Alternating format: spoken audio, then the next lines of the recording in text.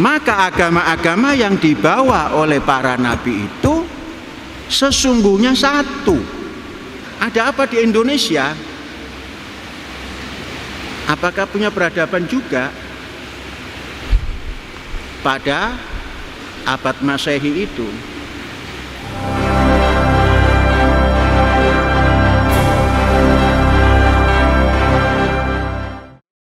Kita sebut nama Nabi. Tafsilu khamsatin wa ishrina lazim kulla mukallafin fahaqqik waqtanim hum adamun Idrisun Nuh Hud Soleh wa Ibrahim kullun muttaba Lutun wa Ismailu Ishaku kadza Yaqubu Yusufu wa Ayyubu tada Syuaibu Harun wa Musa wal Yasa Dzulkifli Dawud. Nah, sebelum Dawud Dzulkifli Dawud Sulaimanut taba Ilyasu Yunusu Zakaria Yahya Isa wa Toha Khotimun Ta'ghayya. Nah, itu para nabi. Ternyata Abraham dikatakan bapak segala bangsa itu benar. Turun ke Arab, utara maupun selatan. Utara itu Syam, selatan itu Yakton. Itulah nanti Sabak, Yaman. Itulah nanti yang menghubungkan antara Arab dan Israel, yaitu Ratu Saba. Siapa Ratu Saba itu? Balqis. Ratu Balqis Arab, Sulaiman turunan Bani Israel, anak Dawud, ketemu, menikah. Jadi sesungguhnya tidak ada perselisihan, Arabkah dia, Israelkah dia. Musa tidak terdeteksi umurnya. Beliaulah dengan keahliannya menulis. Jadi Musa itu mushahhif. Mengapa? Punya ajar tulis menulis daripada istana. Jadi tidak harus mensyaratkan orang jadi nabi itu yang tidak pandai menulis. Nah, masa nabi nggak bisa nulis? Bisa. Pinter. Nabi buta huruf, masa iya sih? Nabi harus buta huruf? Berarti nggak bisa membaca. Ya bagaimana Iqra? Yang menyuruhkan Allah bukan Nabi Muhammad. Atas inisiatif daripada Allah, kamu kalau mau pinter membaca, mengajak, ayo Iqra. Jadi bukan Nabi Muhammad disuruh membaca oleh Allah. Allahnya seperti apa datangnya? Ma'ana biqari, kepada siapa menjawab? Ma'ana biqari. Aku ora iso maca lho. Lah terus diteruskan, Iqra bismi rabbikal ladzi khalaq khalaqal insana min 'alaq Iqra wa rabbukal akram alladzi 'allama bil qalam 'allamal insana ma lam ya'lam. Omongan siapa itu? Omongan Kanjeng Nabi dibimbing oleh wahyu. Jadi Nabi Musa seorang mushahhif, seorang penulis. Inna hadza lafis suhufil ula suhufi Ibrahim wa Musa. Tuh, suhuf, mushahhif, pinter menulis. Wa kallamallahu Musa taklima wa suhuful khalili wal kalimi. Kalim orang yang diajak bicara. Kalim itu bisa Nabi Muhammad, kalim itu bisa Ibrahim, kalim itu bisa Musa. Yang punya suhuf, yang punya catatan-catatan.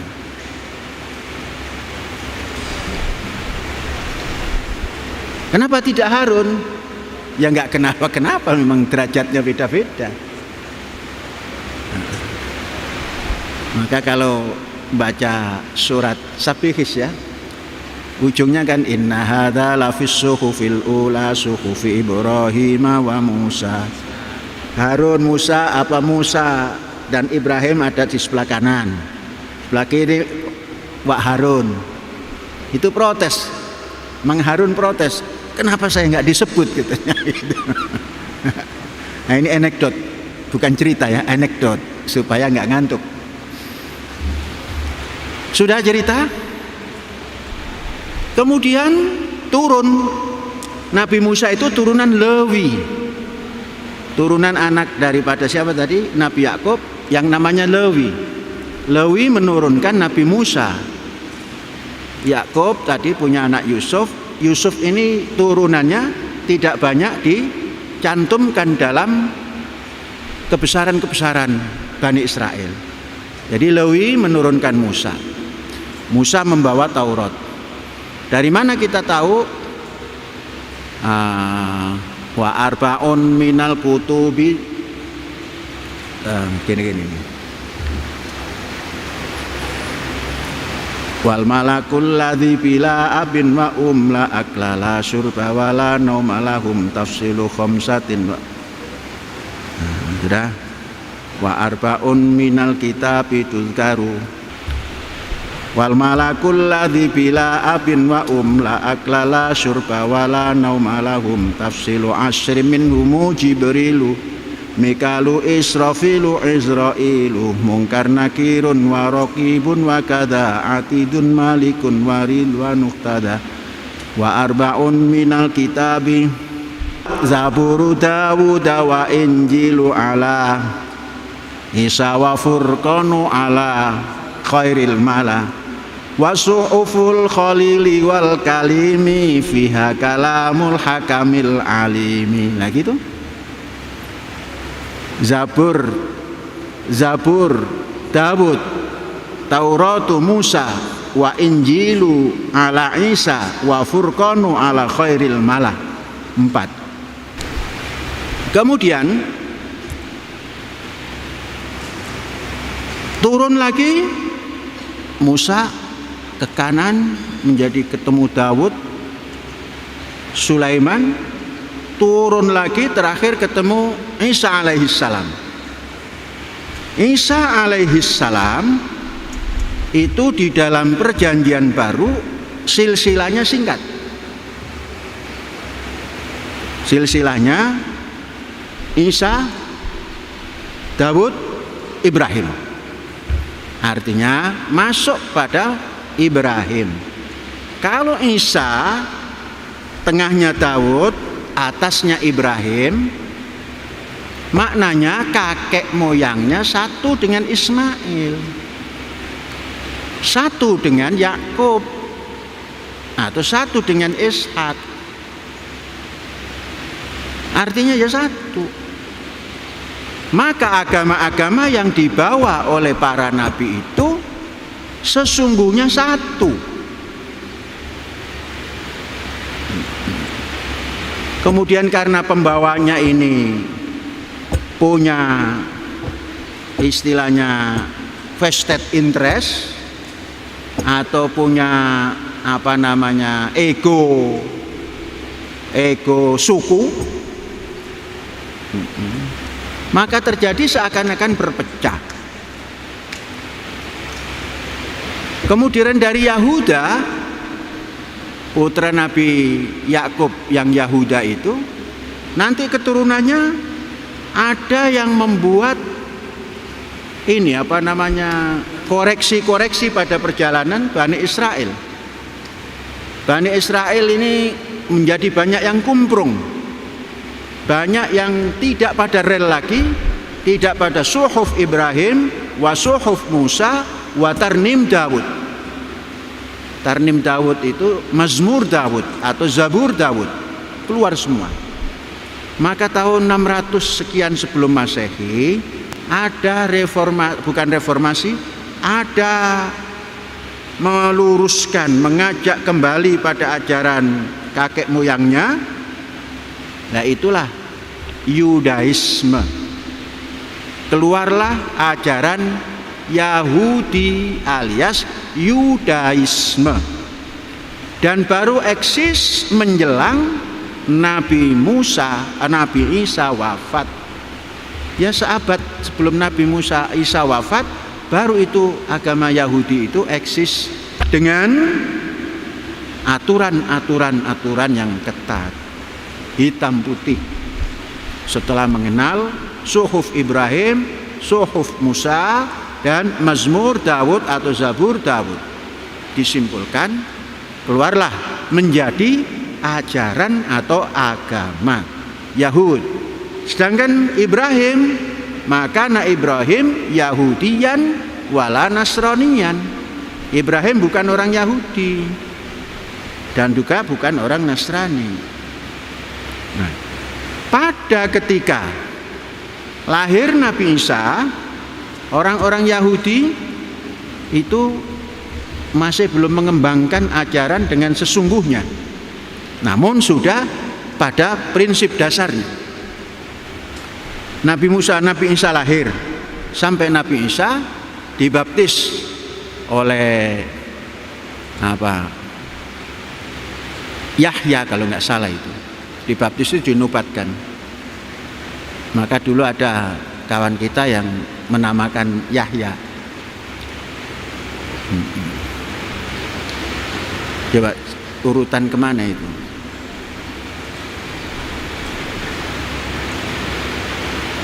Saleh Ibrahim kullun muttaba' Lutun wa Ismailu Ishaqu kadza Yaqubu Yusufu wa Ayyubu tada Syu'aibu Harunu wa Musa wal Yasa' Zulkifli Dawudu Sulaiman uttaba' Ilyasu Yunusu Zakaria Yahya.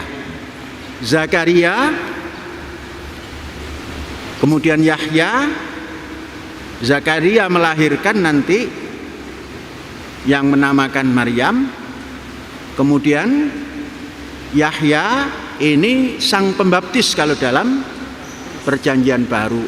Inilah yang menobatkan bahwa Isa alaihissalam memang utusan Allah dan Yahya disikat oleh lawan-lawannya atau orang-orang yang tidak suka bahwa Yesus itu harus dihormati.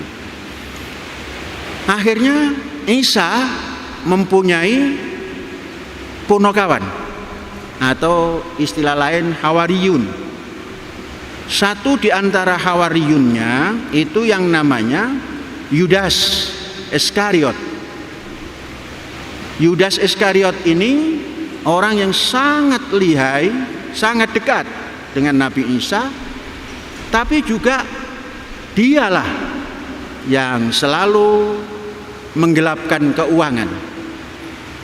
Yudas Iskariot, dialah yang menghantarkan musuh yang akan membunuh Nabi Isa. Dia yang ngasih tanda, nanti kalau saya begini itu orangnya. Nah, pura-pura dekat, maka dinamakan Yudas Iskariot, Yudas sang penipu. Dah, walhasil Nabi Isa sirna dari permukaan bumi. Kemudian apakah serta-merta agama Nasrani terus eksis ke permukaan? Belum, melalui perjalanan panjang. Nabi Isa tidak meninggalkan catatan-catatan karena singkat. Maka punakawannya itu kemudian yang dekat-dekat, yang kemudian mengarang Injil, inilah yang kemudian membawa ajaran Nasrani ini ke barat, artinya ke Eropa, yang kemudian pusatnya bukan lagi di Israel atau Yerusalem, tapi di Roma sampai sekarang menjadi Vatikan itu. Ada 12 Injil. Coba silakan baca Injil Matius, Injil Lukas, dan lain-lain. Sampai 200 tahun setelah Masehi itu baru zahir ajaran-ajaran yang kemudian dinamakan ajaran Injil, itu baru zahir. Saat bersamaan agama Yahudi pun eksis. Tulisan-tulisan Ibrani mulai digunakan. Dipakailah untuk menulis ayat-ayat perjanjian lama maupun perjanjian baru dengan huruf-huruf Ibrani atau dengan tulisan-tulisan Ibrani. Sedangkan tulisan Arab itu sudah sebelum Masehi pun sudah wujud tulisan Arab. Namun ketika itu tulisan Arab, kalau kita yang sekarang hidup tidak bisa membaca, karena antara non, ta, ba itu tidak ada kodenya, tidak ada titik-titiknya. Alif, ba titik bawah itu nggak ada, ta titik 2 di atas nggak ada, fa titik 2, 3 di atas nggak ada. Tapi sudah ada huruf juga. 200 kemudian tahun setelah Masehi, bahasa Ibrani mulai mereformasi kebahasaannya. Saudara-saudara, ada apa di Indonesia? Apakah punya peradaban juga pada abad Masehi itu? Coba, mari kita telusuri. Jangan kita mengabaikan budaya kita, namun terlalu jeli dengan budaya orang. Budaya Arab kita setengah mati sampai kita peringati toh 1 Muharram. Maka saya membuat reformasi juga. Jangan 1 Muharram dulu 1 Syuro. Mengapa? Sama. Hanya bahasanya beda sedikit. Diawali dari Suro, Sapar, Mulut, Bakdo Mulut, Jumatil Awal, Jumatil Akhir, Rejeb, Rua, Poso, Sawal, Selo Besar. Tapi kan sama toh? Dengan Muharram, Safar, Rabi, Al-Awwal, Rabi, Ats-Tsani, Jumatul Ula, Jumatul Tsaniyah, Rajab, Sya'ban, Ramadan, Syawal, Dzulqa'dah, Dzulhijjah. Sama. Ya sudah 1 Syuro saja. Mengapa? Tahunnya sama. Kemudian namanya dekat-dekat, kemudian adanya di Indonesia. Jangan ngomong tahun Islam, tahun Syuro gitu. Tahun Hijrah boleh, tahun Hijrah. Kalau tahun Islam relatif. Tahun Islam itu mestinya diawali dari lahirnya Nabi Muhammad, bukan dari hijrah mestinya. Jadi katakan itu tahun Arab, patokannya dari hijrah gitu. Lanjut. Di Indonesia yang hari ini, yang dulu Jawa, itu sudah punya budaya tahun. Coba dibaca itu. Konon namanya tahun Aji Soko. Aji itu artinya mongso. Jadi tahun mongso. 78 tahun setelah Masehi, bangsa yang tinggal di Pulau Jawa ini sudah mempunyai tahun, mempunyai kalender. Cuma harinya beda. Sebelum Islam itu ada Wage, Kliwon, Legi lah itu kan. Cuma 5. Harinya itu cuma 5. Ya 7 putaran itu namanya 1 titi mongso.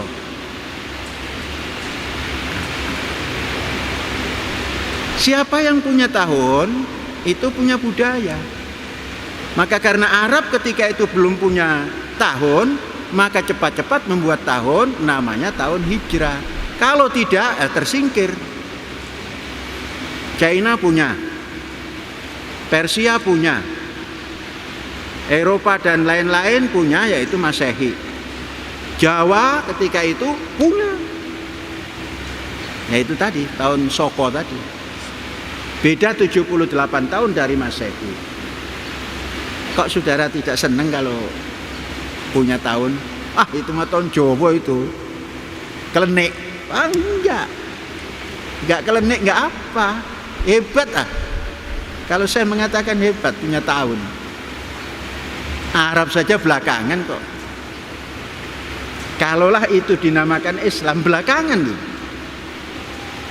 Setelah 600, tahun 600 Masehi. Setelah Masehi baru punya.